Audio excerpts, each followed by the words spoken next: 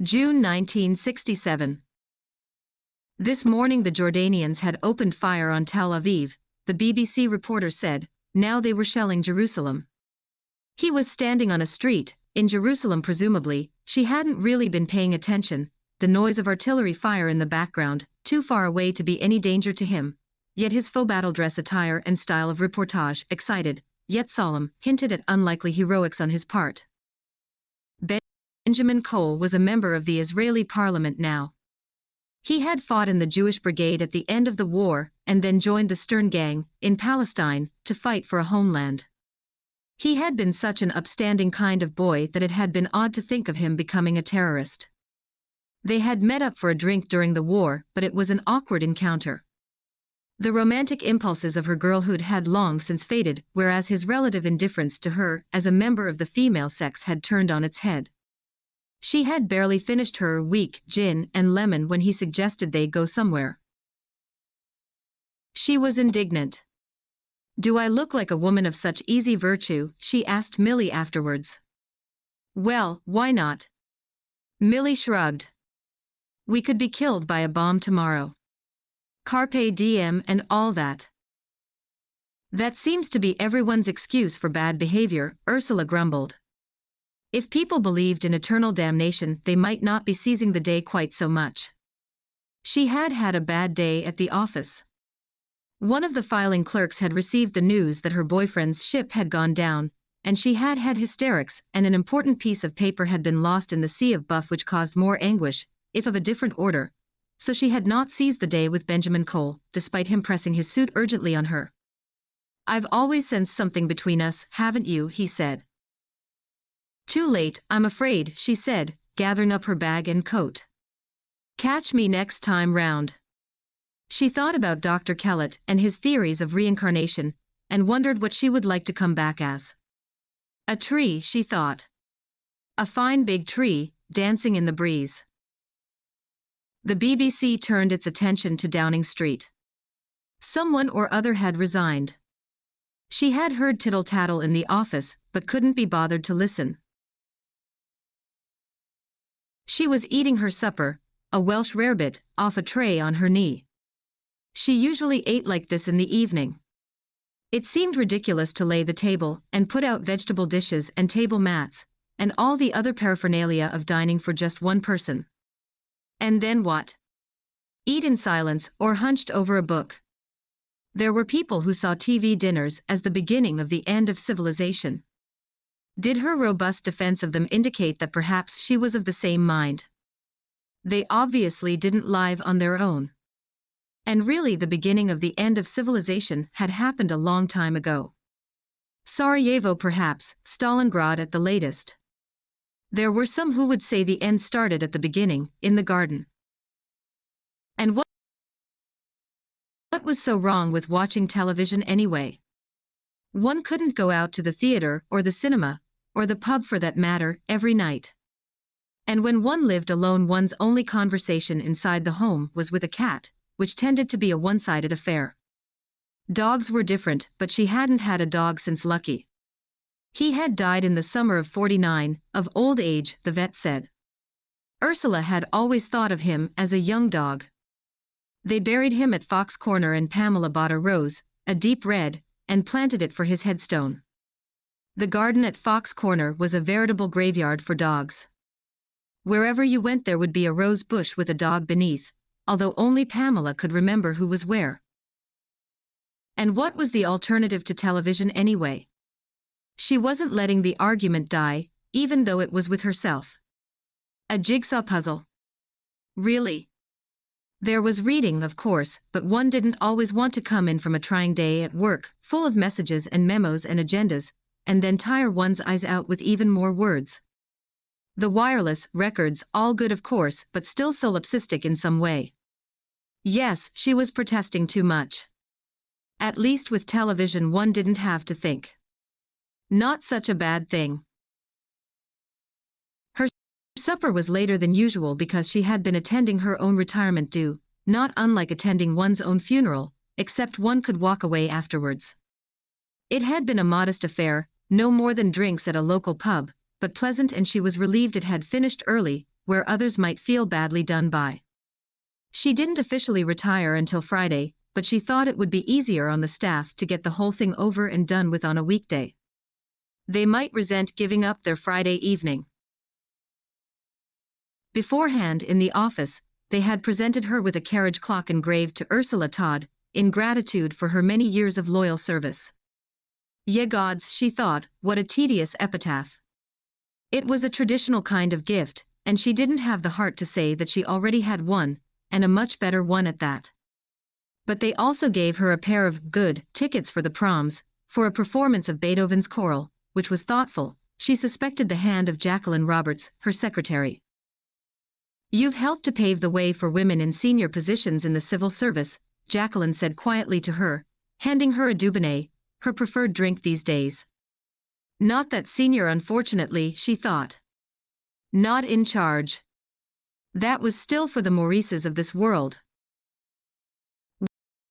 Well, cheers, she said, chinking her glass against Jacqueline's port and lemon.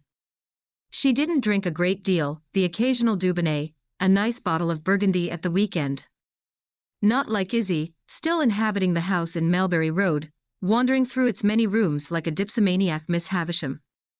Ursula visited her every Saturday morning with a bag of groceries, most of which seemed to get thrown out. No one read The Adventures of Augustus any more. Teddy would have been relieved, and yet Ursula was sorry, as if another little part of him had been forgotten by the world. You'll probably get a gong now, you know, Maurice said, now that you're retired. An MBE or something. He had been knighted in the last round of honors. God, Pamela said, what's the country coming to? He had sent each member of his family a framed photograph of himself, bowing beneath the Queen's sword in the ballroom of the palace. Oh, the hubris of the man, Harold laughed. Miss Wolfe would have been the perfect companion for the choral at the Albert Hall. The last time Ursula had seen her was there, at the Henry Wood 75th birthday concert in '44. She was killed a few months later in the Aldwych rocket attack. And the girl from the Air Ministry was killed in the same attack. She had been with a group of female colleagues who were sunbathing on the ministry roof, eating their packed lunches. It was a long time ago now. And it was yesterday. Ursula was supposed to have met up with her in St. James's Park at lunchtime. The Air Ministry girl, and had something to tell her, she said, and Ursula had wondered if it might be some information about Teddy. Perhaps they had found wreckage or a body. She had long since accepted that he was gone forever. They would have heard by now if he was a POW or had managed to escape to Sweden. At the last minute, fate had intervened in the shape of Mr. Bullock, who had turned up unexpectedly on her doorstep the previous evening. How did he know her address? To ask if she would accompany him to court to vouch for his good character. He was on trial for some kind of black market fraud, which came as no surprise. She was his second choice, after Miss Wolfe, but Miss Wolfe had been made a district warden, and was responsible for the lives of 250,000 people, all of whom ranked higher in her estimation than Mr. Bullock. His black market escapades had turned her against him in the end. None of the wardens that Ursula had known from her post were still there by '44. She was rather alarmed to find that Mr. Bullock was appearing at the Old Bailey. She had presumed it was some petty misdemeanor fit only for the magistrate's court. She had waited in vain, all morning to be called, and just as the court got up to recess for lunch she had heard the dull thud of an explosion, but hadn't known it was the rocket wreaking carnage in the Aldwych. Mr. Bullock, needless to say, was found innocent of all charges. Crichton had gone with her to Miss Wolfe's funeral. He was a rock, but in the end he had stayed in Wargrave. Their bodies are buried in peace, but their name liveth for evermore, the minister boomed as if the congregation was hard of hearing. Ecclesiasticus 44:14. Ursula didn't think that was really true. Who would remember Emile or Renee? Or poor little Tony, Fred Smith? Miss Wolfe herself. Ursula had forgotten the names of most of the dead already. And all those airmen, all those young lives lost. When Teddy died he was co of his squadron, and he was only 29. The youngest co was 22. Time had accelerated for those boys, as it had for Keats. They sang onward, Christian soldiers. Crichton had a rather fine baritone that she had never heard before. She felt sure that Miss Wolfe would have preferred Beethoven to the rousing battle hymns of the church.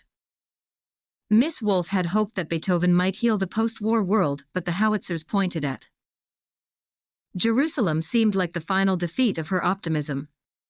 Ursula was now the same age as Miss Wolfe had been at the outbreak of the last war. Ursula had thought of her as old. "And now we're old," she said to Pamela. "Speak for yourself. And you're not even 60 yet. That's not old." "Feels like it." Once her children were grown enough and no longer needed her constant oversight, Pamela had become one of those women who did good works. Ursula was not critical, quite the opposite.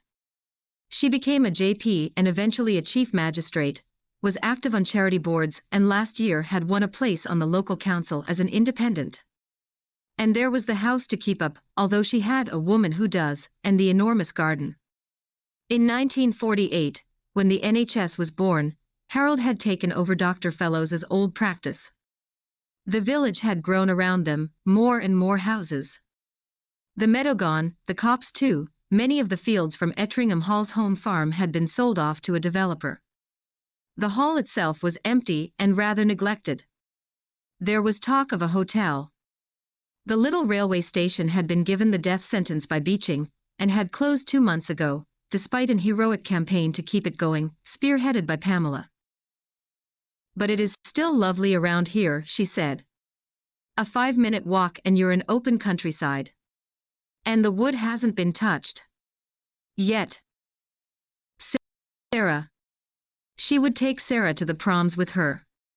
Pamela's reward for patience, a daughter born in 1949. She was to take up a place at Cambridge after the summer science. She was clever, an all-rounder like her mother. Ursula was enormously fond of Sarah. Being an aunt had helped to seal over the empty cavern in her heart from Teddy's loss.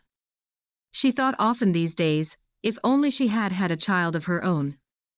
She had had affairs over the years, albeit nothing too thrilling. The fault, the lack of commitment, mainly on her own side, of course, but she had never been pregnant, never been a mother or a wife, and it was only when she realized that it was too late, that it could never be, that she understood what it was that she had lost. Pamela's life would go on after she was dead, her descendants spreading through the world like the waters of a delta, but when Ursula died she would simply end. A stream that ran dry. There had been flowers too, also Jacqueline's doing, Ursula suspected. They had survived the evening in the pub, thank goodness. Lovely pink lilies that were now sitting on her sideboard, the scent perfuming the room. The living room was west-facing and soaked up the evening sun. It was still light outside, the trees in the shared gardens in their best new leaf. It was a very nice flat, near the Brompton Oratory, and she had put all of the money that Sylvie left her into the purchase of it. There was a small kitchen and bathroom, both modern, but she had eschewed the modern when it came to decor.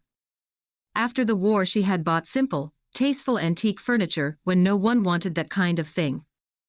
There were fitted carpets throughout in a pale willow green, and the curtains were the same fabric as the suite covers, a Morris print, one of the more subtle ones. The walls were painted in a pale lemon emulsion that made the place seem light and airy even on rainy days. There were a few pieces of Meissen and Worcester sweetmeat dishes and a garniture set, also picked up cheaply after the war, and she always had flowers, Jacqueline knew that.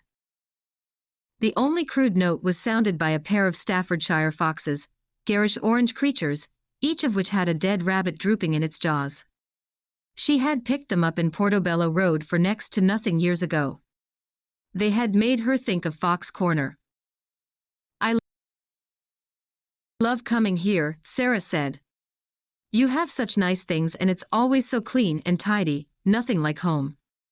"You can afford to be clean and tidy when you live on your own," Ursula said, but flattered by the compliment. She supposed she should make a will, leave her worldly goods to someone.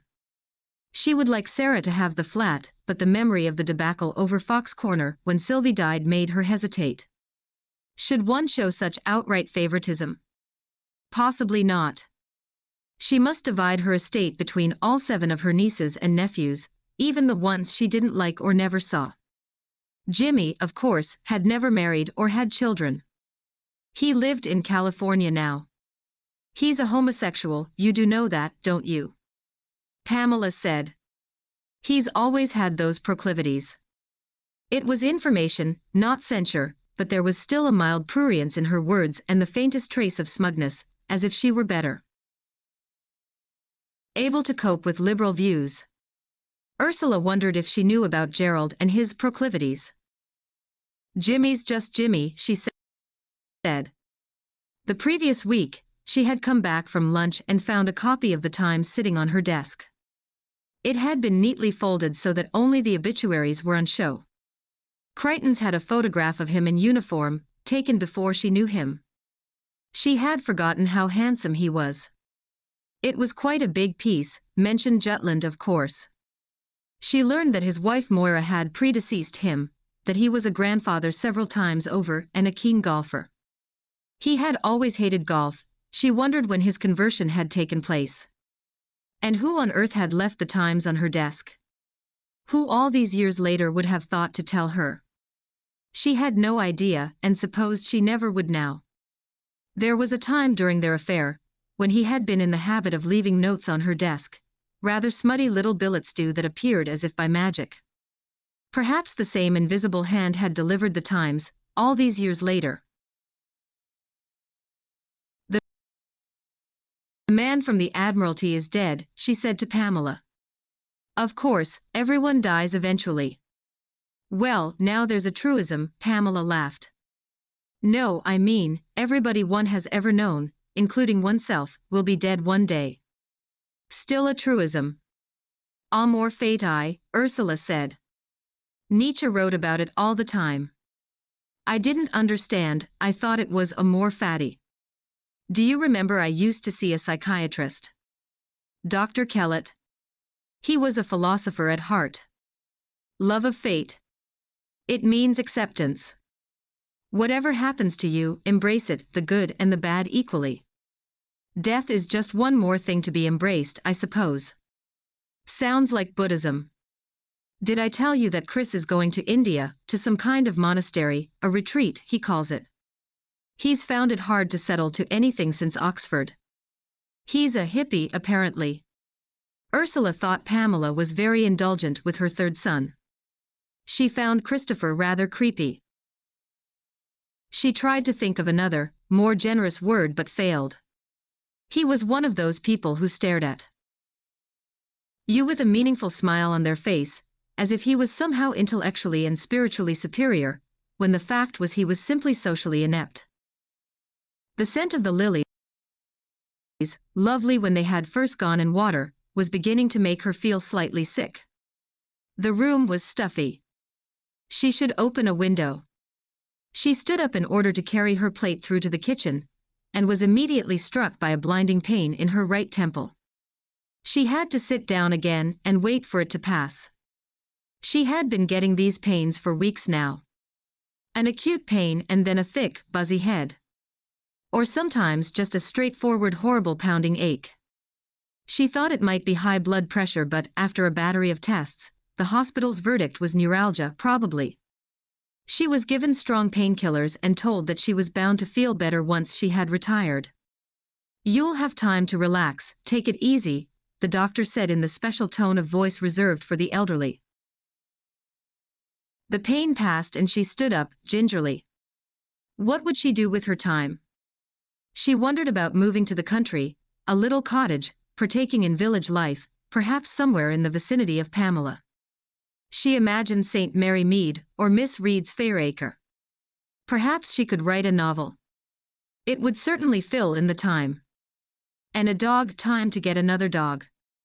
Pamela kept golden retrievers, a succession of them, one replacing another and quite indistinguishable to Ursula's eye. She washed up her meager pots. Thought she might have an early night, make some Ovaltine, and take her book to bed with her. She was reading Green's The Comedians. Perhaps she did need to rest more, but lately she had become rather afraid of sleep. She was having such vivid dreams that sometimes she found it hard to accept that they weren't real. Several times recently she had believed that something outlandish had really happened to her when it quite obviously, logically, had not. And falling. She was always falling in her dreams, down staircases and off cliffs. It was a most unpleasant sensation. Was this the first sign of dementia? The beginning of the end. The end of the beginning.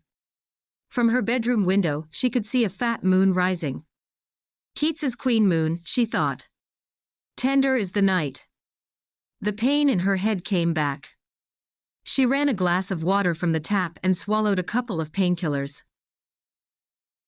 But if Hitler had been killed, before he became Chancellor, it would have stopped all this conflict between the Arabs and the Israelis, wouldn't it?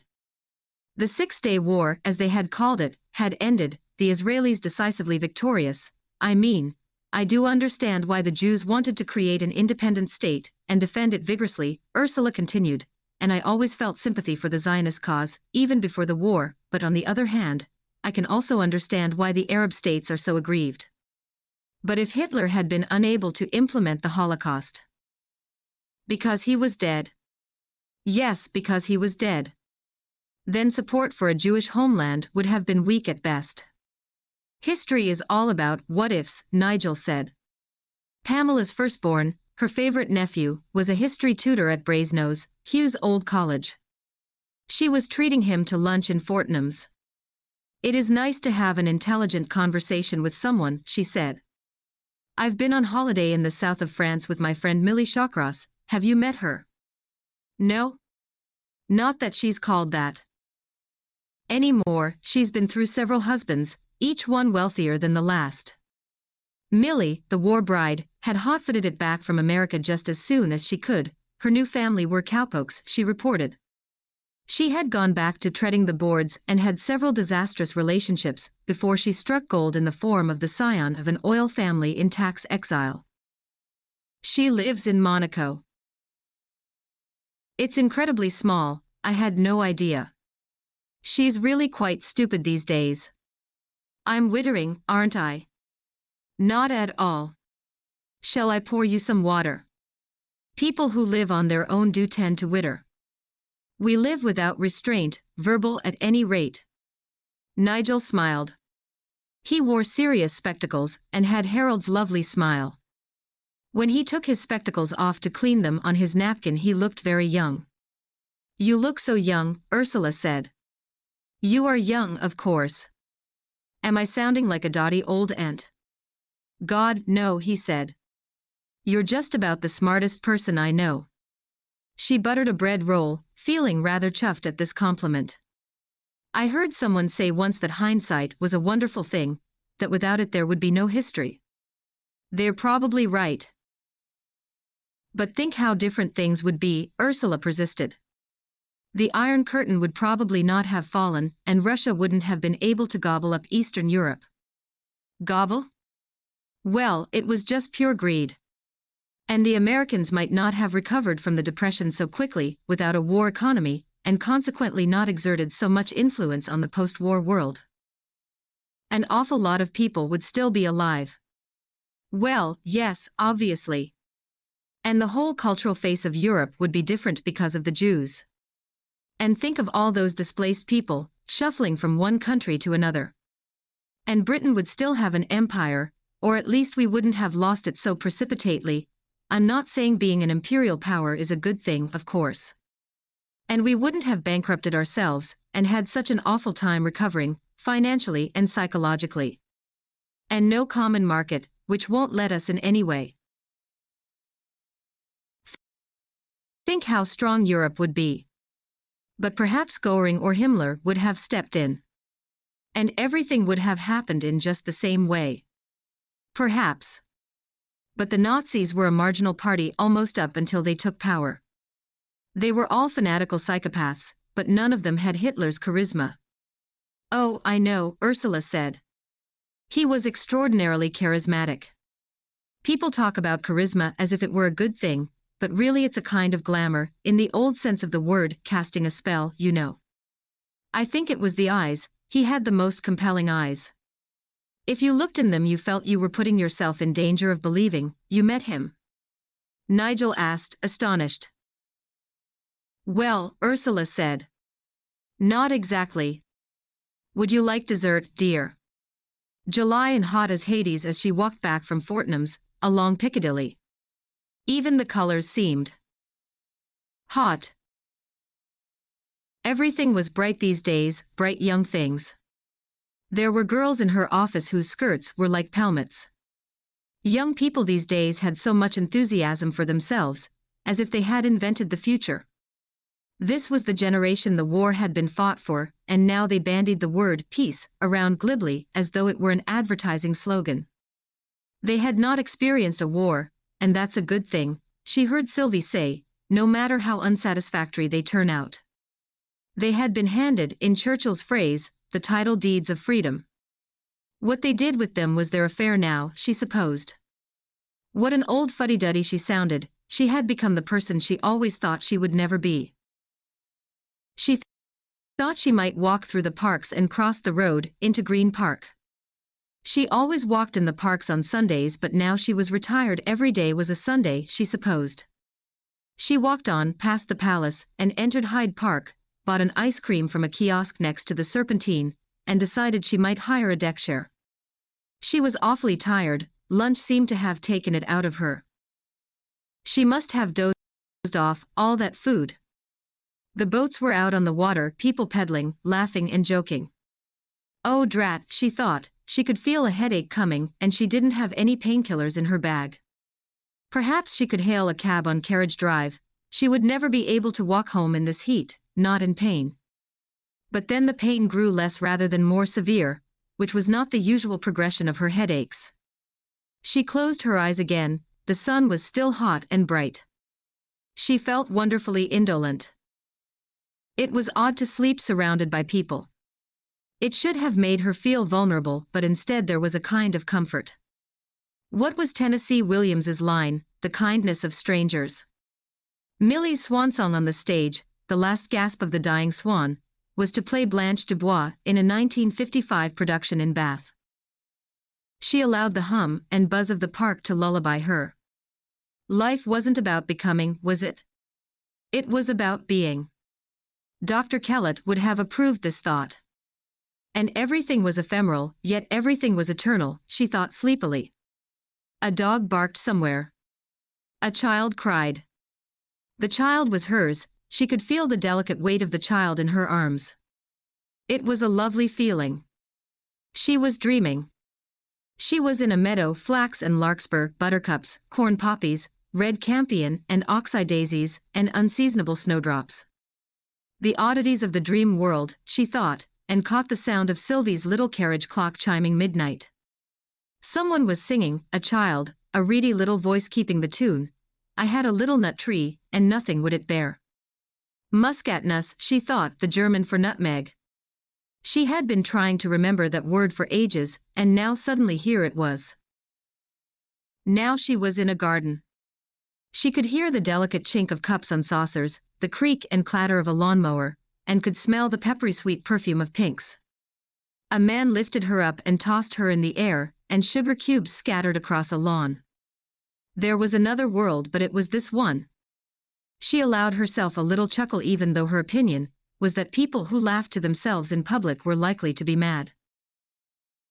Despite the summer heat, snow began to fall, which was the kind of thing that happened in dreams, after all.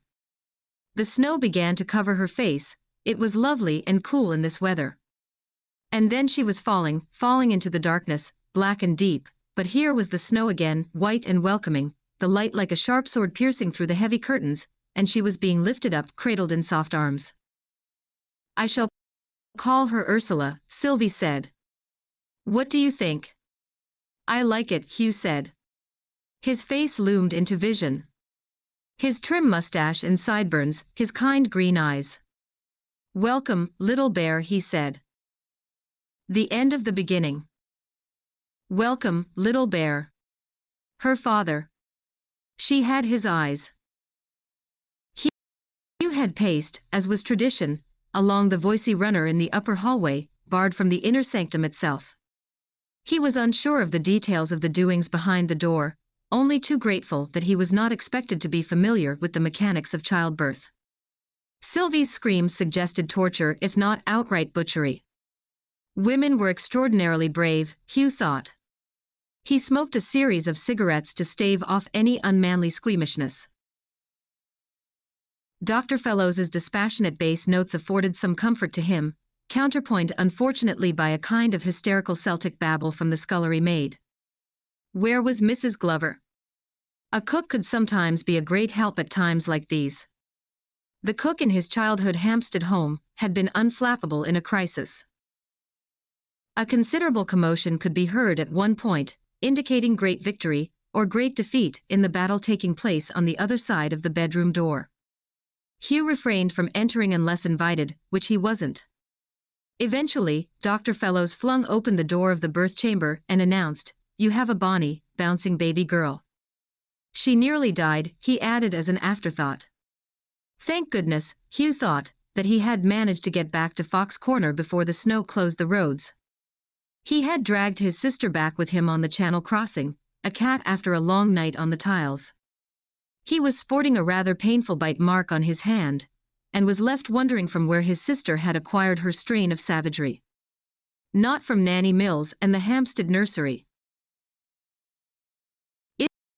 Izzy was still wearing her counterfeit wedding ring, a legacy of her shameful week in a Parisian hotel with her lover, although Hugh doubted that the French, an immoral lot, cared about such niceties. She had left for the continent in short skirts and a little straw boater. His mother had given him a detailed description, as if Izzy were a criminal, but she returned in a gown by Worth, as she frequently told him, as if it would impress him. It was also clear that the scoundrel had been taking advantage of her for some time before their flight, as the gown, Worth or not, was straining at the seams. He had eventually flushed his fugitive sister out from Hotel Dalsis in Saint Germain, a degenerate android in Hugh's estimation, the scene of Oscar Wilde's demise, which said everything you needed to know about the place. An unseemly tussle had taken place not only with Izzy, but also with the bounder from whose arms Hugh wrestled her before hauling her, kicking and screaming, into the handsome two-door Renault taxi that he had paid to wait outside the hotel. Hugh thought it would be rather fine to own a motor car. Could he afford one on his salary? Could he learn to drive one? How difficult could it be? They had eaten some rather decent, pink French lamb on the boat, and Izzy had demanded champagne, which he allowed her as he was far too worn out with the whole elopement business to bother with yet another fight. It was tempting to toss her over the rails, into the dark grey waters of the Channel. He had telegraphed his mother, Adelaide, from Calais, informing her of Izzy's misfortune, as he thought it might be best if she were prepared before setting eyes on her youngest daughter, whose condition was plain for all the world to see. Their fellow diners on the boat presumed they were a married couple, and many pretty compliments on her impending motherhood were passed Izzy's way. Hugh supposed it was better to let them think this, appalling though it was, rather than for these complete strangers to discover the truth. Thus he found himself taking part in an absurd charade for the duration of the crossing, in the course of which he was forced to deny the existence of his real wife and children and pretend that Izzy was his child bride. He became, to all intents and purposes, the very villain who had seduced a girl barely out of the nursery, forgetting, perhaps, that his own wife was only 17 when he proposed to her. Izzy, of course, threw herself into this mockery with glee, taking her revenge on Hugh by making him as uncomfortable as possible, addressing him as Monday cher Mari and other extremely irritating blandishments. "What a lovely young wife you have," a man, a Belgian, chortled while Hugh was taking the air on deck and indulging in a postprandial cigarette. "Hardly out of the cradle herself and soon to be a mother. It's the best way, getting them young, then you can mold them to how you want them." "Your English is remarkable, sir," Hugh said, throwing the stub of his cigarette into the sea and walking away. A lesser man would have resorted to fisticuffs. He might, if pressed, fight for the honor of his country, but he would be damned if he would fight for the besmirched honor of his feckless sister. Although it would be undeniably pleasant to mold a woman to one's exact requirements, like his bespoke suits from his tailor in Jermyn Street. It had been difficult to find the right wording for the telegram to his mother, and he had finally settled on "I shall be in Hampstead by midday. Stop. Isabel is with me. Stop. She is with child. Stop." It was a rather bald message, and he should perhaps have spent the extra money on some mitigating adverbs. Unfortunately, might have been one. The telegram, unfortunately, had the opposite to the desired effect, and when they disembarked in Dover a reply was waiting for him. "Do not bring her to my house under any circumstances. Stop," the final stop carrying a leaden weight of certainty which was not to be challenged. Which did rather leave Hugh at a loss as to what exactly he should do with Izzy. She was, despite appearances, still only a child herself, only 16, he could hardly abandon her on the streets. Anxious to return to Fox Corner as soon as possible, he found himself carting her along with him. When they finally arrived, as iced as snowmen, it was an excitable Bridget who opened the door to him at midnight and said, "Oh, no, I was hoping you were going to be the doctor." "So I was." His third child, it seemed, was on its way. Her way, he thought fondly, looking down at the tiny crumpled features. Hugh rather liked babies. "But what are we to do with her?" Sylvie fretted. "She's not giving birth under my roof." "Our roof." "She'll have to give it away." "The child is part of our family," Hugh said. "The same blood runs in its veins as in my children." "Our children." "We'll say the child is adopted," Hugh said. "An orphaned relative. People won't question, why should they?" In the end the baby was born beneath the roof of Fox Corner, a boy, and once Sylvie saw him she was unable to discard him so easily. "He's a delightful little thing really," she said. Sylvie found all babies delightful. Izzy had not been allowed beyond the garden for the remainder of her pregnancy. She was being kept a prisoner, she said, like the Count of Monte Cristo. She handed the baby over as soon as he was born and showed no more interest in him, as if the whole affair, the pregnancy, the confinement, had been a provoking task that they had coerced her into undertaking, and now she had fulfilled her part of the bargain and was free to go. After a fortnight of lying around in bed being waited upon by a disgruntled Bridget, she was put on a train back to Hampstead, from whence she was packed off to a finishing school in Lausanne. Hugh was right, no one questioned the sudden appearance of this surplus child. Mrs. Glover and Bridget were sworn to secrecy, an oath that was sweetened, unknown to Sylvie, with cash. Hugh knew the value of money, he wasn't a banker for nothing. Dr. Fellows could, one hoped, be relied upon for his professional discretion. "Roland," Sylvie said. "I've always rather liked that name." "The Song of Roland, he was a French knight." "Died in battle, I expect." Hugh said. "Most knights do, don't they?" The silver hair spun and shone and shimmered before her eyes. The leaves on the beach danced, the garden budded, blossomed, fruited, without any help from her at all. "Rock-a-bye baby," Sylvie sang.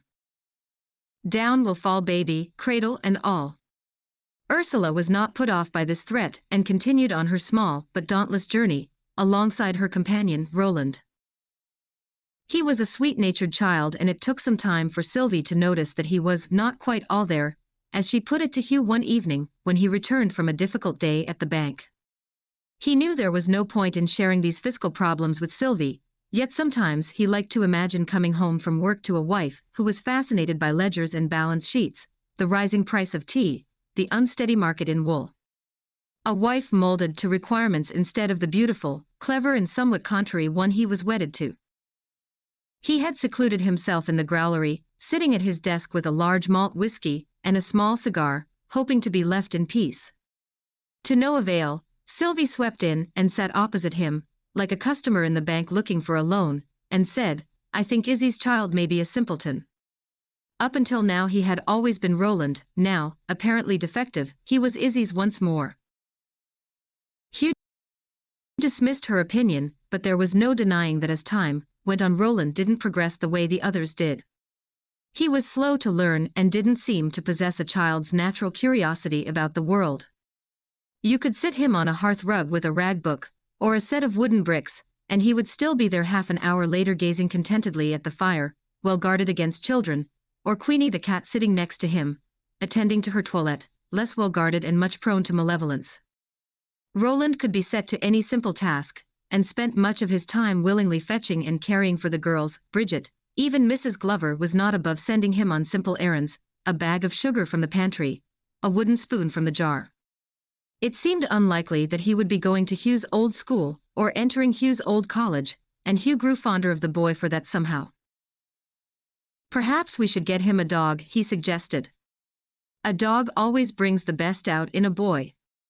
Bosun arrived, a large friendly animal with a tendency to herd and protect, and discerned immediately that he had been put in charge of something important.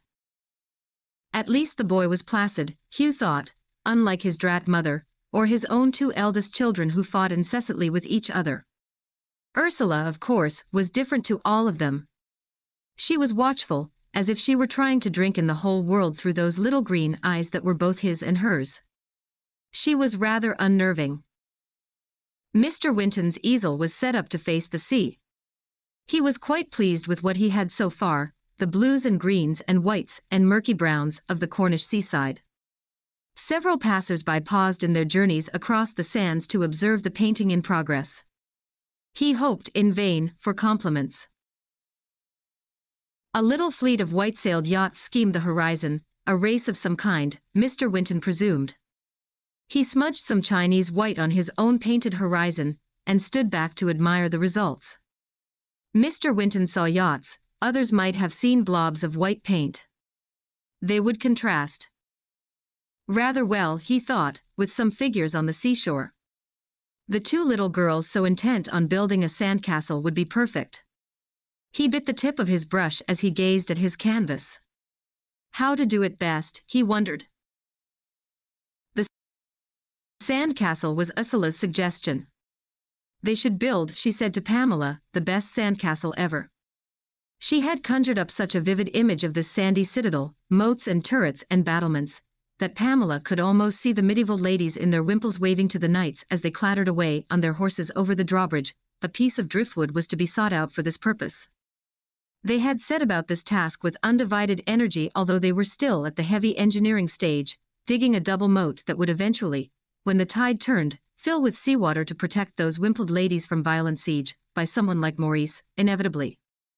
Roland, their ever-obliging minion, was dispatched to scour the beach for decorative pebbles and the all-important drawbridge. They were further along the beach from Sylvie and Bridget, who were immersed in their books while the new baby, Edward, Teddy, was sleeping on a blanket on the sand beneath the protection of a parasol. Maurice was dredging in rock pools at the far end of the beach. He had made new companions, rough local boys with whom he went swimming and scrabbling up cliffs. Boys were just boys to Maurice. He had not yet learned to evaluate them by accent and social standing. Maurice had an indestructible quality, and no one ever seemed to worry about him, least of all his mother. Bosun, unfortunately, had been left behind with the coals. In time-honored fashion, the sand from the moat was piled up in a central mound, the building material for the proposed fortress. Both girls, by now hot and sticky from their exertions, took a moment to stand back and contemplate this formless heap. Pamela felt more doubtful now about the turrets and battlements. The wimpled ladies seemed even more unlikely. The mound reminded Ursula of something, but what? Something familiar, yet nebulous and undefinable, no more than a shape in her brain. She was prone to these sensations, as if a memory was being tugged reluctantly out of its hiding place. She presumed it was the same for everyone. Then this feeling was replaced by fear, a shadow of a thrill too, the kind that came with a thunderstorm rolling in, or a sea fog creeping towards the shore. Hazard could be anywhere, in the clouds, the waves, the little yachts on the horizon, the man painting at his easel. She set off at a purposeful trot to take her fears to Sylvie, and have them soothed. Ursula was a peculiar child, full of troublesome notions, in Sylvie's opinion. She was forever answering Ursula's anxious questions. What would we do if the house caught fire? Our train crashed. The river flooded. Practical advice, Sylvie had discovered, was the best way to allay these fears rather than dismissing them as unlikely. Why, dear, we would gather up our belongings, and we would climb on the roof until the water receded. Pamela, meanwhile, returned stoically to digging the moat. Mr. Winton was entirely absorbed in the clothes brushwork necessary for Pamela's sun hat. What a happy coincidence that those two little girls had chosen to build their sandcastle in the middle of his composition. He thought he might call it the Diggers. Or the Sand Diggers. Sylvie was dozing over the secret agent and rather resented being woken. "What is it?" she said.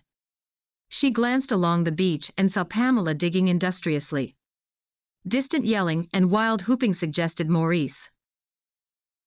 "Where's Roland?" she asked. "Roland?" Ursula said, looking around for their willing slave and failing to see him anywhere. "He's looking for a drawbridge." Sylvie was on her feet now, anxiously scanning the beach. "A what?" "A drawbridge," Ursula repeated. They concluded that he must have spotted a piece of wood in the sea, and obediently waded out to collect it. He had no real understanding of danger, and did not know how to swim, of course. If Bosun had been on watch on the beach, he would have dog-paddled out into the waves, heedless of any peril, and snatched Roland back. In his absence, Archibald Winton, an amateur watercolorist from Birmingham, as the local paper referred to him, had attempted to rescue the child, Roland Todd, aged 4, on holiday with his family. He had cast aside his paintbrush and swum out to sea and pulled the boy from the water, but alas, to no avail. This clipping was carefully cut out and preserved for appreciation in Birmingham. In the course of 3 column inches, Mr. Winton had become both a hero and an artist. He imagined himself saying modestly, "Why, it was nothing," and of course, it was nothing, for no one was saved. Ursula watched as Mr. Winton waded back through the waves, carrying Roland's limp little body in his arms. Pamela and Ursula had thought the tide was going out, but it was coming in, already filling the moat and lapping at the mound of sand which would soon be gone forever. An ownerless hoop bowled past, driven by the breeze. Ursula stared out to sea while behind her on the beach a variety of strangers attempted to revive Roland. Pamela came and joined her, and they held hands. The waves began to trickle in, covering their feet. If only they hadn't been so intent on the sandcastle, Ursula thought. And it had seemed such a good idea. "Sorry about your boy, Mrs. Todd, ma'am," George Glover mumbled. He touched an invisible cap on his head. Sylvie had mounted an expedition to see the harvest being brought in. "They must rouse themselves from their torpid grief," she said. Following Roland's drowning, the summer had been subdued, naturally. Roland seemed greater in his absence than he had done in his presence. "Your boy," Izzy muttered after they had left George Glover to his labors. She had arrived in time for Roland's funeral, in stylish black mourning, and wept, my boy," over Roland's small coffin. "He was my boy," Sylvie said vehemently. "Don't you dare say he was yours," although she knew, guiltily, that she mourned less for Roland than she would have done for one of her own. But that was natural, surely. Everyone seemed to want ownership of him now he was gone. Mrs. Glover and Bridget, too, would have staked a small claim to him as well if anyone had listened. Hugh was very affected by the loss of the little chap, but knew that for the sake of his family he must carry on as usual. Izzy had lingered on, to Sylvie's annoyance. She was 20 years old, stuck at home, waiting for an unknown as yet husband to free her from Adelaide's claws. Roland's name had been forbidden in Hampstead, and now Adelaide declared his death a blessing. Hugh felt sorry for his sister, while Sylvie spent her time casting around the countryside for an eligible landowner with enough mutton-headed patience to withstand Izzy. In an oppressive heat they had trudged across fields, clambered over stiles, splashed through streams. Sylvie had strapped the baby to her body with a shawl. The baby was a heavy burden, although perhaps not as heavy a burden as the picnic basket that Bridget was lugging. Bosun walked dutifully by their side. He was not a dog that ran ahead, tending more to bring up the rear. He was still puzzled by Roland's disappearance, and was keen not to lose anyone else. Izzy lagged behind, any original enthusiasm for the pastoral outing long since having waned. Bosun did his best to chivvy her along. It was a bad-tempered trek, the picnic at the end of it not much better, as it turned out that Bridget had forgotten to pack the sandwiches. "How on earth did you manage that?" Sylvie said crossly, and as a consequence, they had to eat the pork pie that Mrs. Glover had intended for George. "For God's sake, don't tell her," Sylvie said.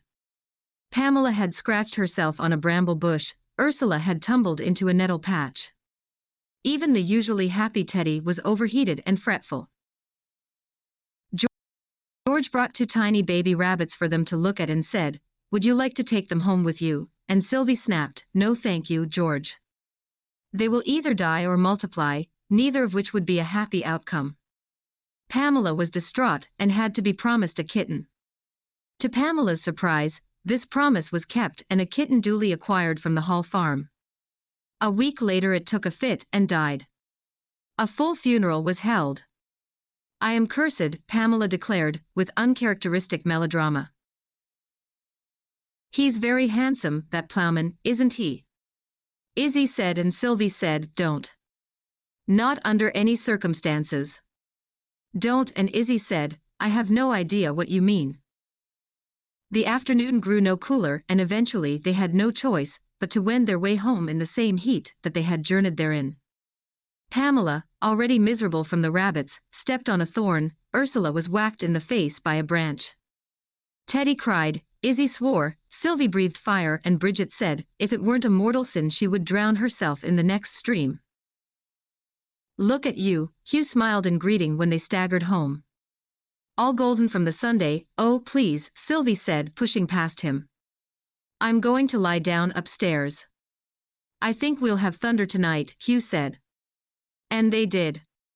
Ursula, a light sleeper, was woken.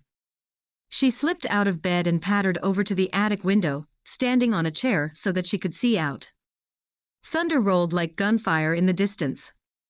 The sky, purple and swollen with portent, was suddenly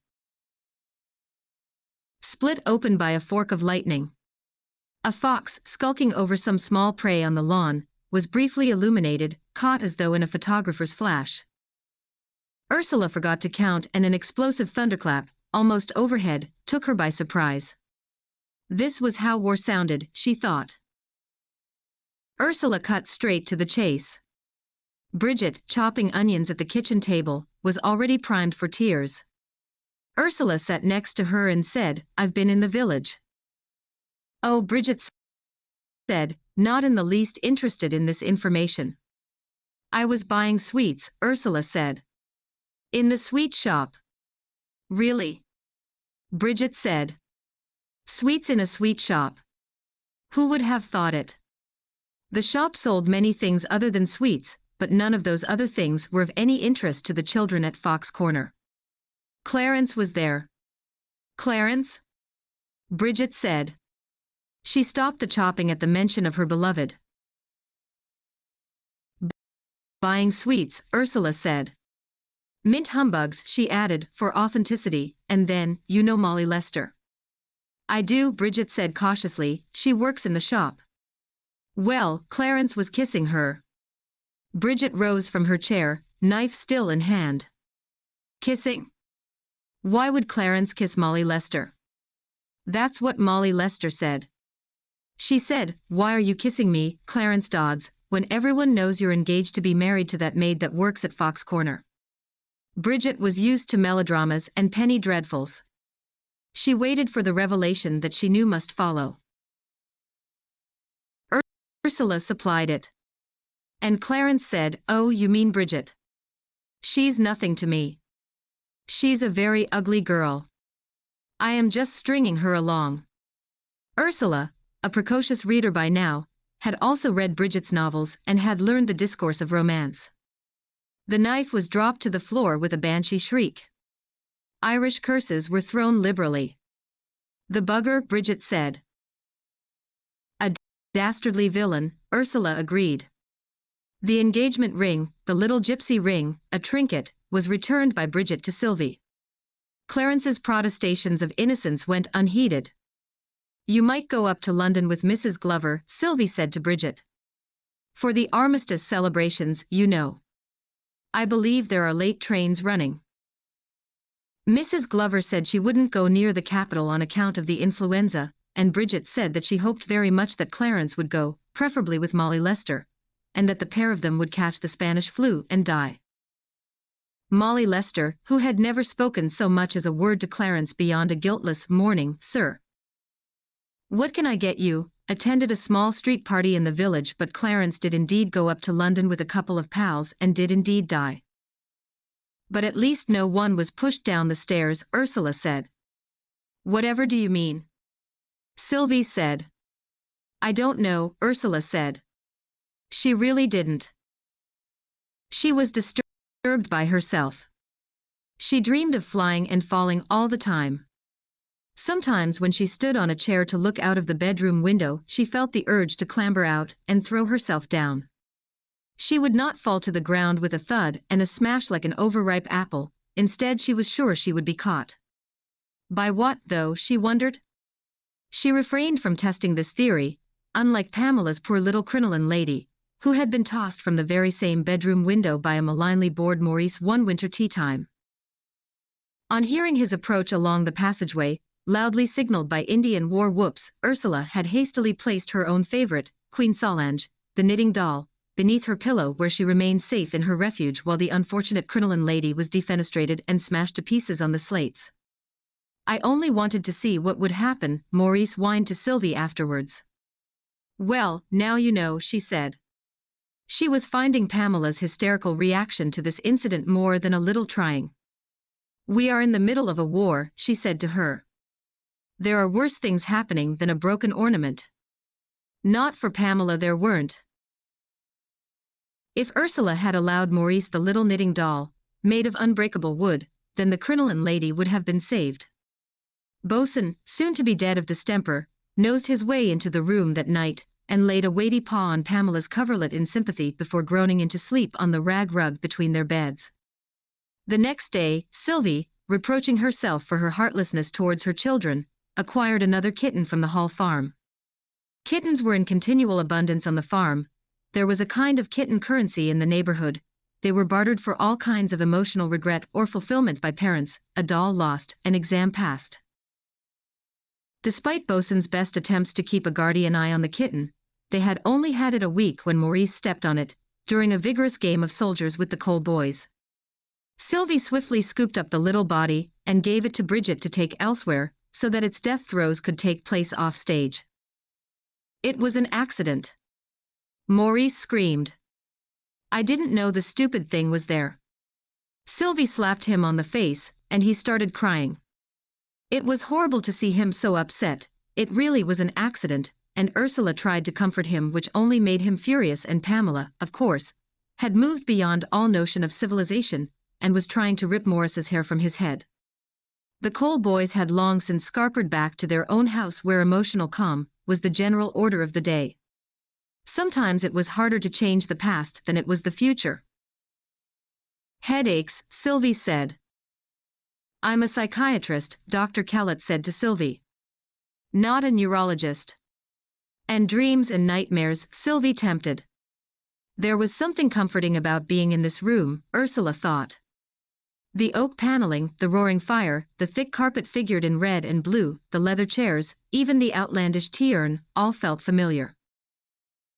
Dreams? Dr. Kellett said, duly tempted. Yes, Sylvie said. And sleepwalking. Do I? Ursula asked, startled.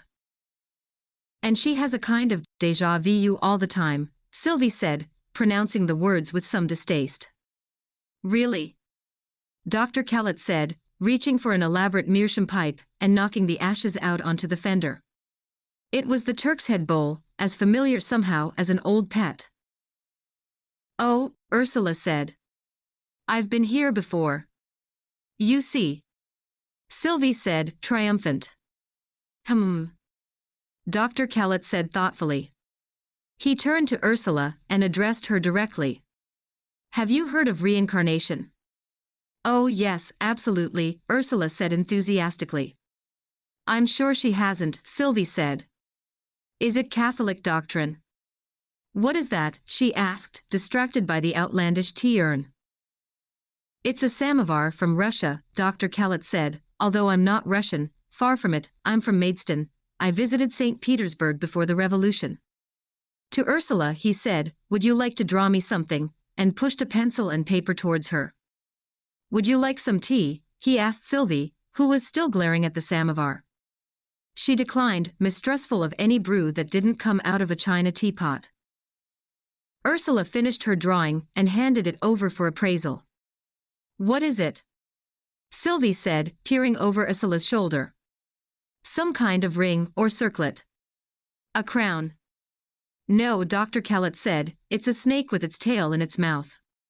He nodded approvingly and said to Sylvie, it's a symbol representing the circularity of the universe. Time is a construct, in reality everything flows, no past or present, only the now. How gnomic, Sylvie said stiffly. Dr. Kellett steepled his hands and propped his chin on them.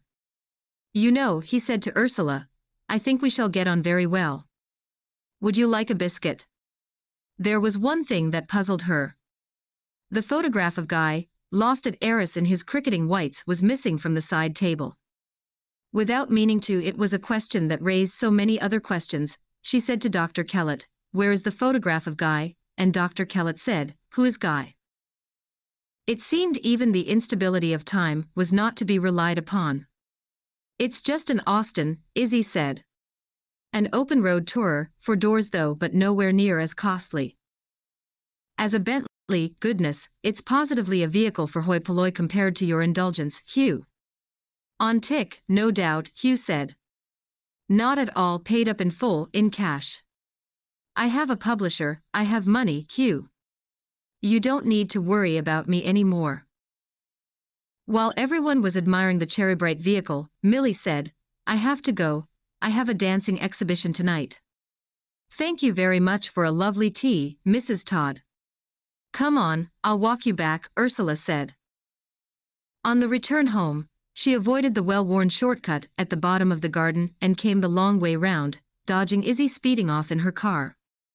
Izzy gave a careless salute in farewell. Who was that? Benjamin Cole asked, skidding his bicycle into a hedge to avoid being killed by the Austin. Ursula's heart tripped and skipped and flipped at the sight of him. The very object of her affection. The reason she had taken the long way round was on the unlikely chance that she might engineer an accidental meeting with Benjamin Cole. And here he was. What luck! They lost my ball, Teddy said disconsolately when she returned to the dining room. I know, Ursula said. We can look for it later. I say, you're all pink and flushed, he said. Did something happen? Did anything happen, she thought. Did anything happen? Only the most handsome boy in the entire world kissed me, and on my 16th birthday.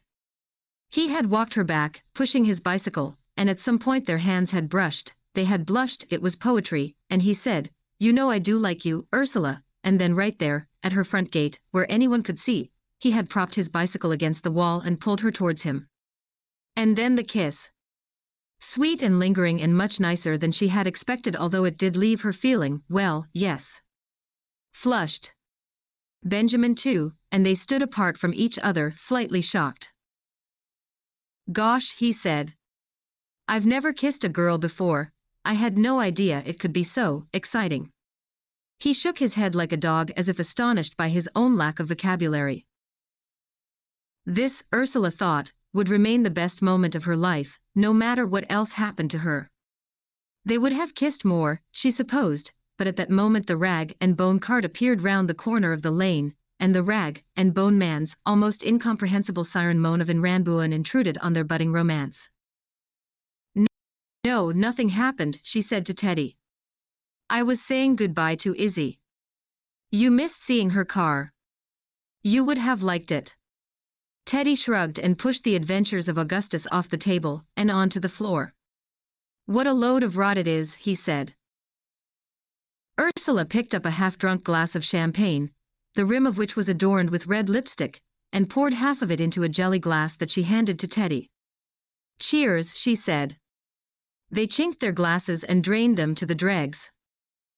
"Happy birthday," Teddy said. "What wondrous life is this I lead? Ripe apples drop about my head, the luscious clusters of the vine upon my mouth do crush their wine." "What is that you're reading?" Sylvie asked suspiciously. "Marvel." Sylvie took the book from her and scrutinized the verses. "It's rather lush," she concluded. "Lush, how can that be a criticism?" Ursula laughed and bit into an apple. "Try not to be precocious," Sylvie sighed. "It's not a pleasant thing in a girl. What are you going to do when you go back to school after the holidays? Latin? Greek? Not English literature. I don't see the point." "You don't see the point of English literature. I don't see the point of studying it. Surely one just reads it." She sighed again. Neither of her daughters bore any resemblance to her. For a moment Sylvie was back in the past, under a bright London sky, and could smell the spring flowers newly refreshed by rain, hear the quiet comforting clink and jingle of Tiffin's tack. "I might do modern languages. I don't know. I'm not sure, I haven't quite worked out a plan." "A plan?" They fell into silence. The fox sauntered into the silence insouciant. Maurice was forever trying to shoot it. Either he was not such a good shot as he liked to think, or the vixen was cleverer than he was. Ursula and Sylvie tended towards the latter view. "She's so pretty," Sylvie said.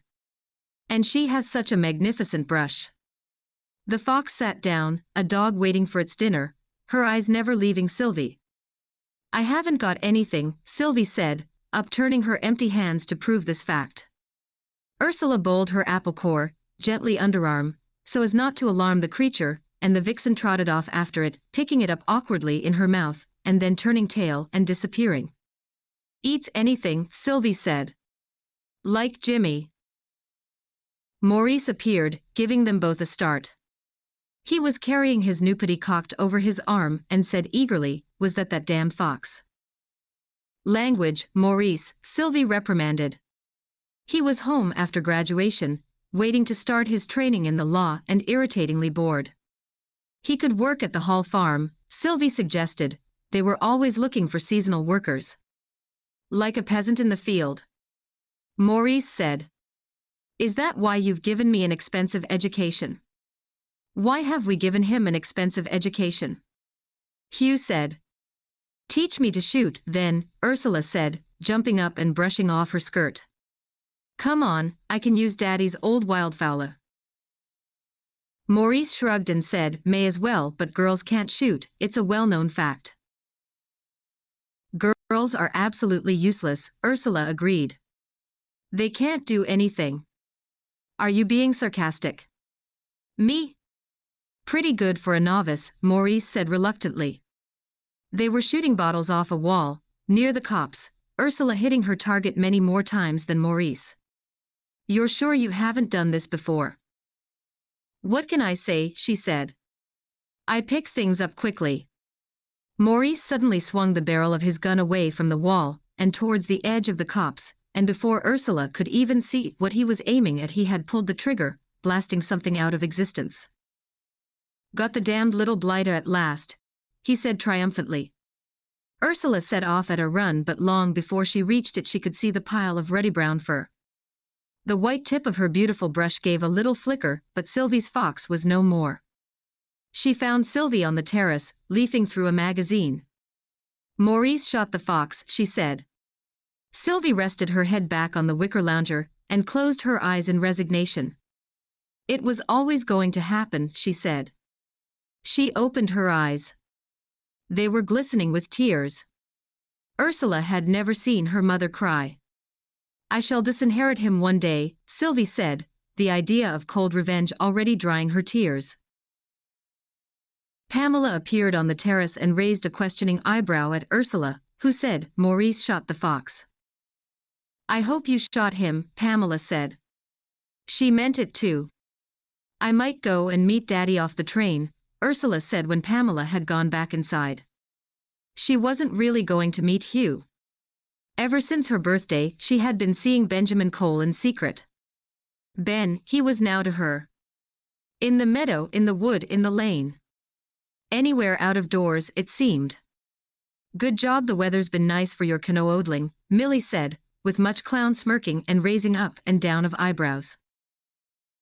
Ursula discovered what an excellent liar she was. Didn't she always know that, though? Do you want anything from the shop? Or I'm just going to pick raspberries in the lane. Would it be so dreadful if people knew? Well, I think your mother would have me killed, Ben said. A Jew, she imagined Sylvie saying. And my folks, too, he said. We're too young. Like Romeo and Juliet, Ursula said. Star-crossed lovers and so on. Except we're not going to die for love, Ben said. Would it be such a bad thing to die for? Ursula mused. Yes. Things had started to get very hot between them, a lot of fumbling fingers and moaning on his part. He didn't think he could hold back much longer, he said, but she wasn't sure what he had to hold back from exactly. Didn't love mean they shouldn't hold back anything? She expected they would marry. Would she have to convert? Become a Jewess? They had made their way to the meadow where they had lain down in each other's arms. It was very romantic, Ursula thought, apart from the timothy grass that was tickling her, and the oxeye daisies that made her sneeze. Not to mention the way Ben suddenly shifted himself until he was on top of her so that she felt rather as if she were in a coffin filled with earth. He went into a kind of spasm that she thought might be a prelude to death by apoplexy, and she stroked his hair as if he were an invalid and said, with concern, "Are you all right?"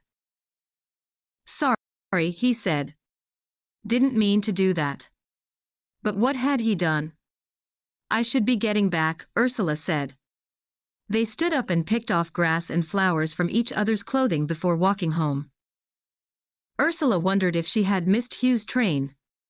Ben looked at his watch and said, "Oh, they'll have been home for ages." Hugh and Mr. Cole travelled on the same London train. They left the meadow and climbed over the stile into the dairy herd's field that ran alongside the lane. The cows hadn't returned from milking yet. He gave her a hand down from the stile, and they kissed again. When they broke free of each other they noticed a man making his way across the field, from the other side where it led into the copse. He was heading towards the lane, a shabby creature, a tramp perhaps, hobbling along as fast as he could. He glanced round, and when he saw them he hobbled even faster. He stumbled on a tussock of grass but quickly recovered, and was up again, loping towards the gate. "What a suspicious-looking fellow," Ben laughed. "I wonder what he's been up to." "Dinner's on the table, you're very late," Sylvie said. "Where have you been?" "Mrs. Glover has made that awful veal à la Russe thing again." "Maurice shot the fox," Teddy said, his face a picture of disappointment. And so it went on from there, a bad-tempered argument between everyone at the dinner table just because of a dead fox, Hugh thought. "They're vermin," he felt like saying but didn't want to fuel the furor of emotions that had been unleashed. Instead he said, "Please, let's not talk about it over dinner, it's difficult enough trying to digest this stuff." But talk about it they would. He tried to ignore them, ploughing his way through the veal cutlets. Had Mrs. Glover ever tasted them herself, he wondered. He was relieved that they were interrupted by a knock at the door. "Ah, Major Shawcross," Hugh said, "do come in." "Oh goodness, I don't want to interrupt you at table," Major Shawcross said, looking awkward. "I just wondered if your Teddy had seen our Nancy." "Nancy?" Teddy said. "Yes," Major Shawcross said. "We can't find her anywhere." They didn't meet any more in the copse, or the lane, or the meadow. Hugh imposed a strict curfew after Nancy's body was found, and anyway both Ursula and Ben were stricken with guilty horror. If they had come home when they were supposed to, if they had crossed that field even 5 minutes earlier instead of lingering, they might have saved her. But by the time they meandered ignorantly back Nancy was already dead, lying in the cattle trough in the top corner of the field. So indeed, just like Romeo and Juliet it had ended in death. Nancy, sacrificed for their love. It's a terrible thing, Pamela said to her. But you're not responsible. Why are you behaving as though you are? Because she was. She knew it now. Something was riven, broken, a lightning fork cutting open a swollen sky. In the October half-term, she went to stay with Izzy for a few days. They were sitting in the Russian tea room in South Kensington. A terrifically right-wing clientele here, Izzy said, but they do the most wonderful pancake things. There was a samovar.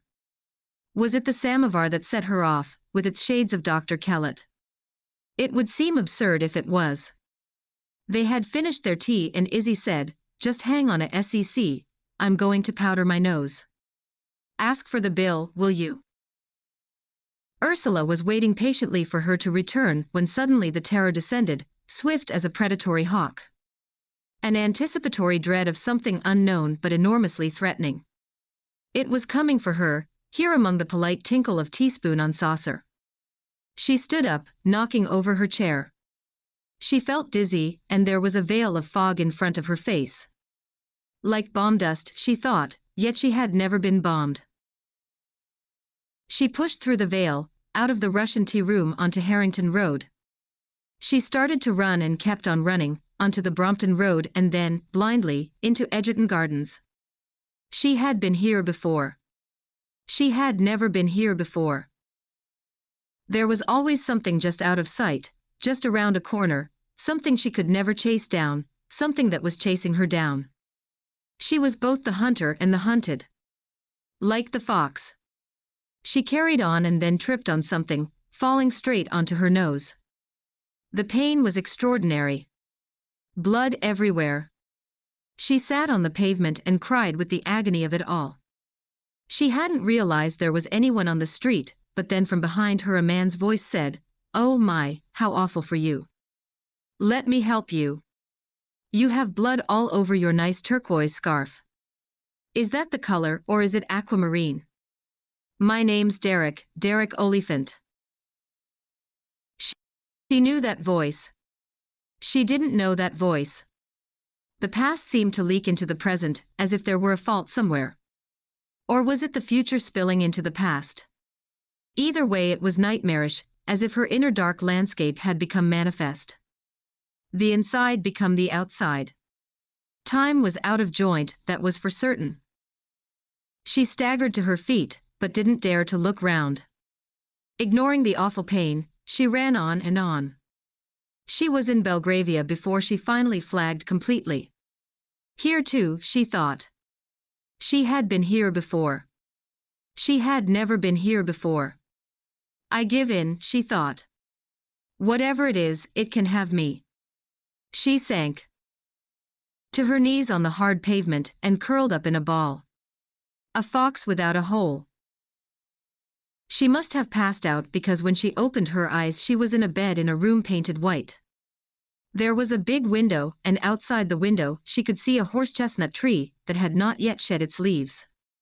She turned her head and saw Dr. Kellett. "You broke your nose," Dr. Kellett said. "We thought you must have been attacked by someone." "No," she said. "I fell. A vicar found you.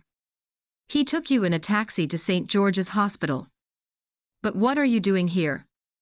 "Your father got in touch with me," Dr. Kellett said. "He wasn't sure who else to contact." "I don't understand." "Well, when you arrived at St. George's you wouldn't stop screaming. They thought something terrible must have happened to you." "This isn't St. George's, is it?" No, he said kindly. "This is a private clinic. Rest, good food and so on. They have lovely gardens. I always think a lovely garden helps, don't you?" "Time isn't circular," she said to Dr. Kellett. "It's like a palimpsest." "Oh dear," he said. "That sounds very vexing. And memories are sometimes in the future." "You are an old soul," he said. "It can't be easy. But your life is still ahead of you. It must be lived." He was not her doctor, he had retired, he said, he was merely a visitor. The sanatorium made her feel as if she had a mild case of consumption. She sat on the sunny terrace during the day and read countless books, and orderlies ferried food and drink to her. She wandered through the gardens, had polite conversation with doctors and psychiatrists, talked to her fellow patients on her floor, at any rate. The truly mad were in the attic, like Mrs. Rochester. There were even fresh flowers in her room, and a bowl of apples. It must be costing a fortune for her to stay here, she thought. This must be very expensive, she said to Hugh when he visited, which he did often. Izzy is paying, he said. She insisted. Dr. Kellett lit his meerschaum thoughtfully. They were sitting on the terrace. Ursula thought she would be quite happy to spend the rest of her life here. It was so gloriously unchallenging. And though I have the gift of prophecy, and understand all mysteries and all knowledge, Dr. Kellett said. And though I have all faith, so that I could remove mountains, and have not charity, I am nothing, Ursula provided. Caritas, of course, is love. But you will know that. I'm not without charity, Ursula said. Why are we quoting Corinthians? I thought you were a Buddhist. Oh, I am nothing, Dr. Kellett said. And everything too, of course, he added, rather elliptically. In Ursula's opinion. The question is, he said, do you have enough? Enough what? The conversation had quite got away from her now, but Dr. Kellett was busy with the demands of the meerschaum and didn't answer. Tea interrupted them. They do excellent chocolate cake here, Dr. Kellett said. All better, little bear. Hugh said as he helped her gently into the car. He had brought the Bentley to pick her up. Yes, she said. Absolutely. Good. Let's get home. The house isn't the same without you. She had wasted so much precious time, but she had a plan now, she thought, as she lay awake in the dark, in her own bed at Fox Corner. The plan would involve snow, no doubt. The silver hair, the dancing green leaves. And so on. German, not the classics, and afterwards a course in shorthand and typing and perhaps the study of Esperanto on the side, just in case utopia should come to pass. The membership of a local shooting club, and an application for an office job somewhere, working for a while, salting money away, nothing untoward. She didn't want to draw attention to herself, she would heed her father's advice, although he hadn't given it to her yet, she would keep her head below the parapet and her light under a bushel. And then, when she was ready, she would have enough to live on while she embedded herself deep in the heart of the beast, from whence she would pluck out the black. Two more that was growing there, larger every day.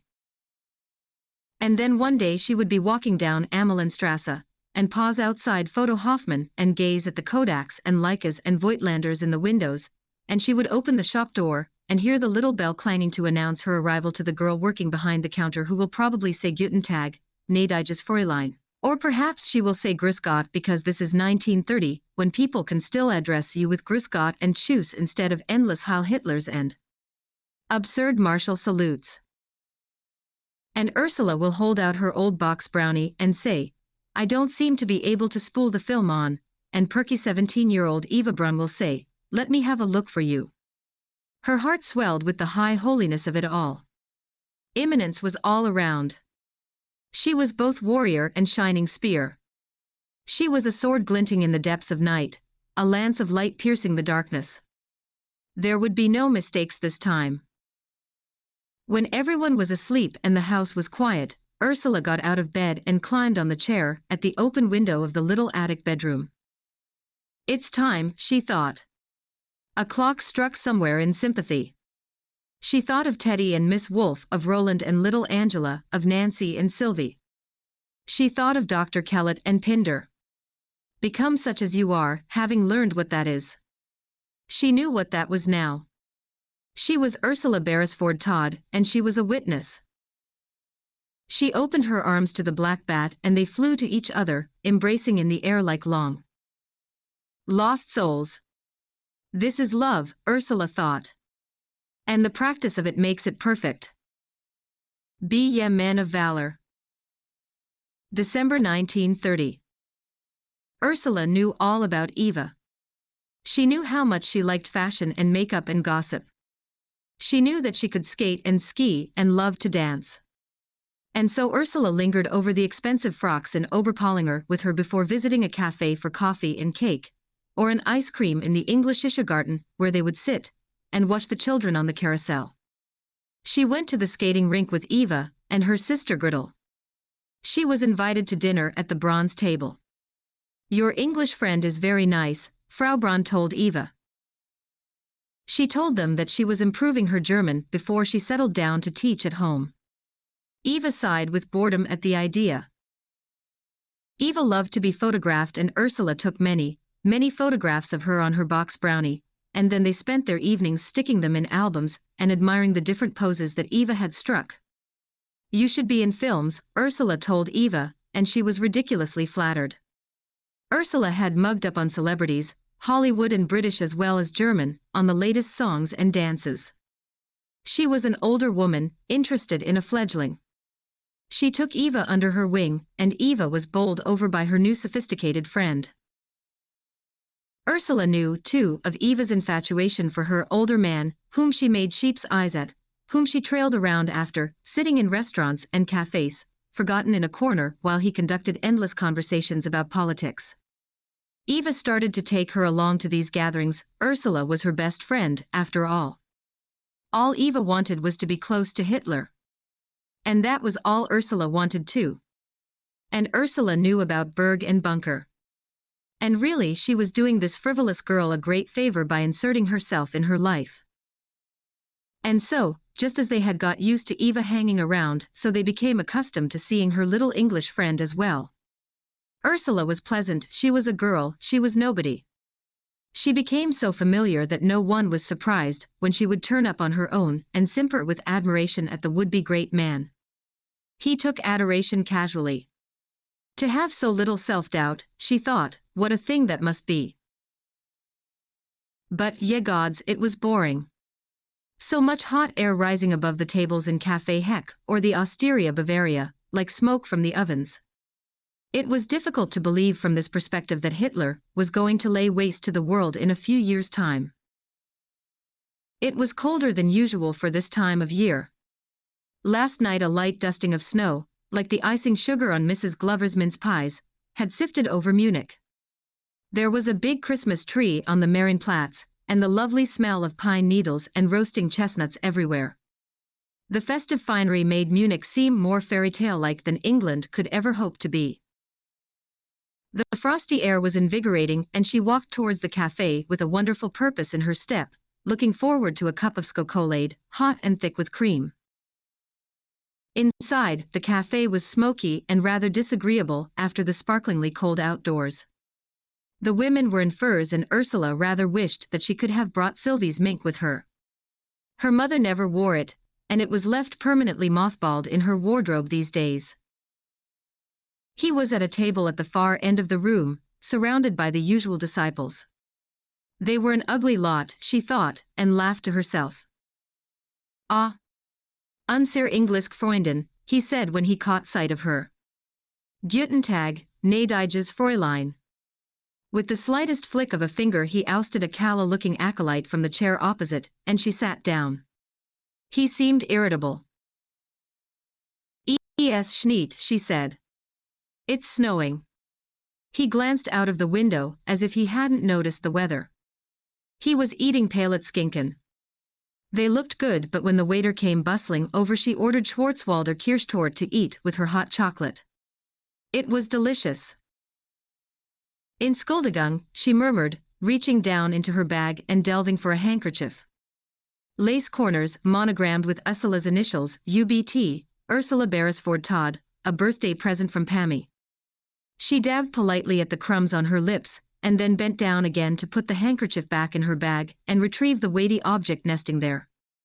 Her father's old service revolver from the Great War, a Webley Mark V. She made fast her heroine heart. "Walked auf," Ursula said quietly. The words attracted the Führer's attention, and she said, "Es nicht gen dem Tag." A move rehearsed 100 times. One shot.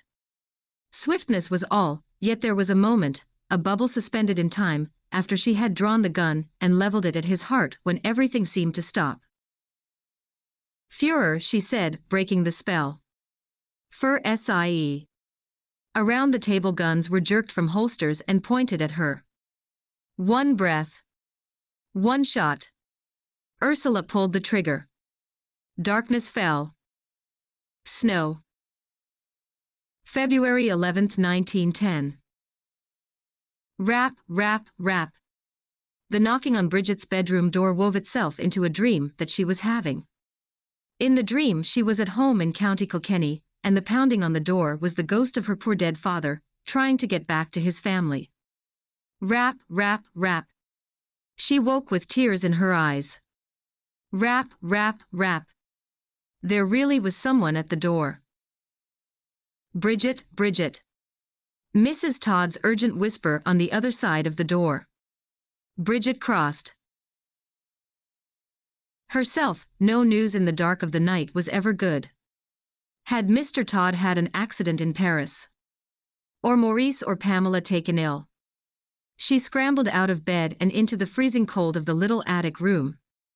She smelt snow in the air. Opening the bedroom door she found Sylvie bent almost double, as ripe as a seed pod about to burst.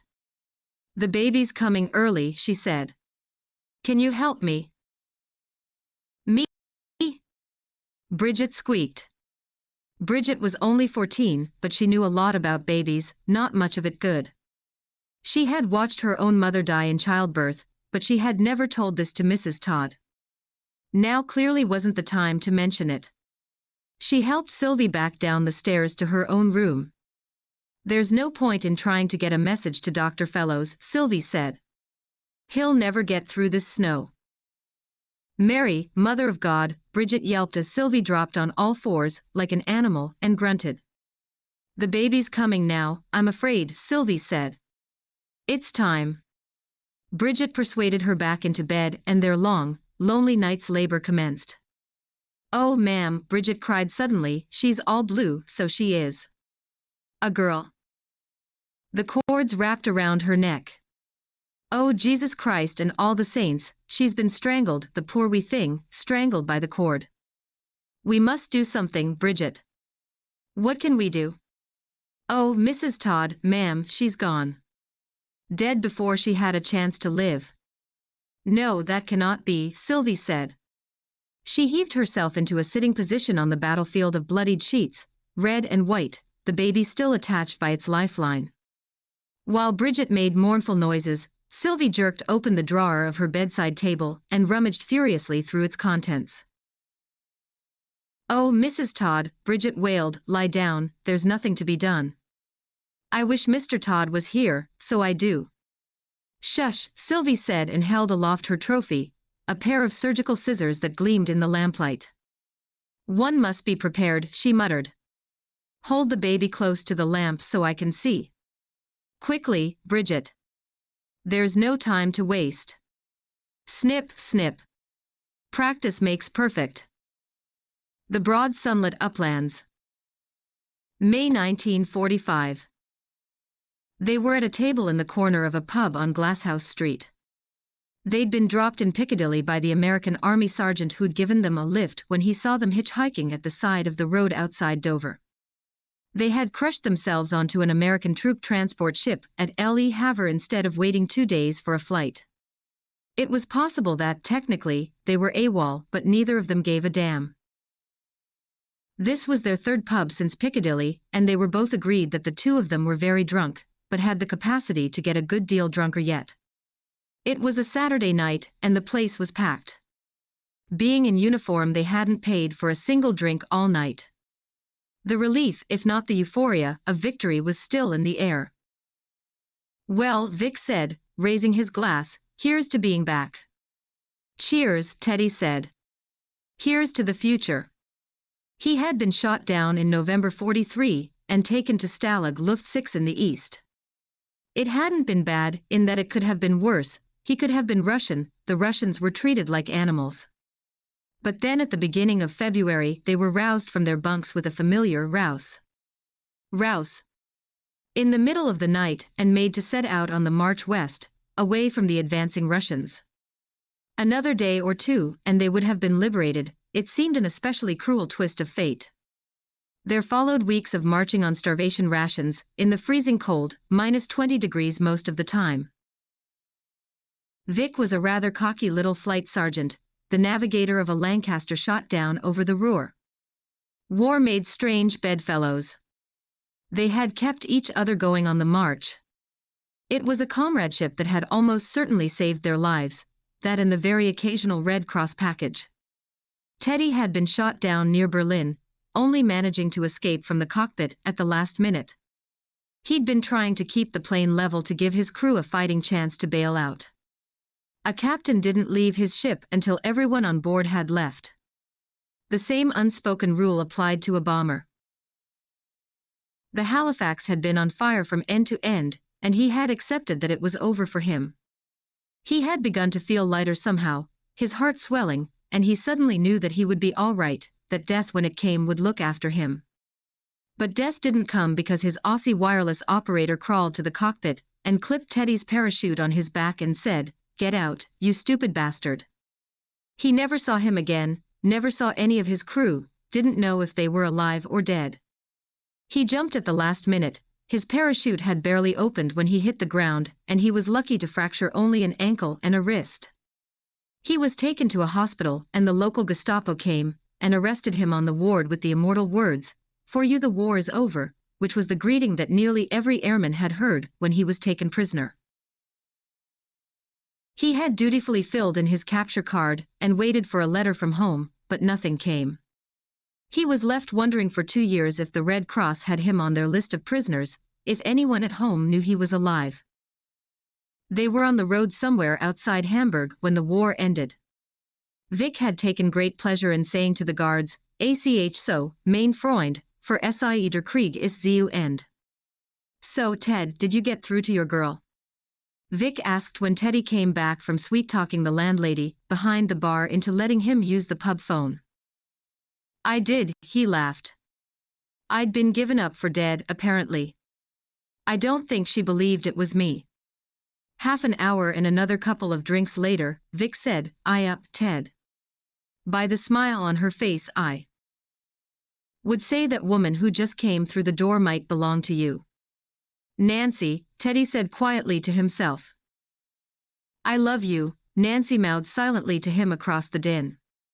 "Oh, and she brought a little friend along for me, how thoughtful," Vic said, and Teddy laughed and said, "Watch it, that's my sister you're talking about." Nancy was clutching her hand so hard that it hurt, but the pain meant nothing. He was actually there, sitting at a table in a London pub, drinking a pint of English beer, as large as life. Nancy made a funny choking sound and Ursula stopped herself from crying out. They were like the two Marys, dumb in the face of the resurrection. Then Teddy spotted them, and a grin split his face. He jumped up, almost knocking over the glasses on the table. Nancy pushed her way through the crowd and threw her arms around him, but Ursula stayed where she was, worried suddenly that if she moved it would all disappear, the whole happy scene break into pieces before her eyes.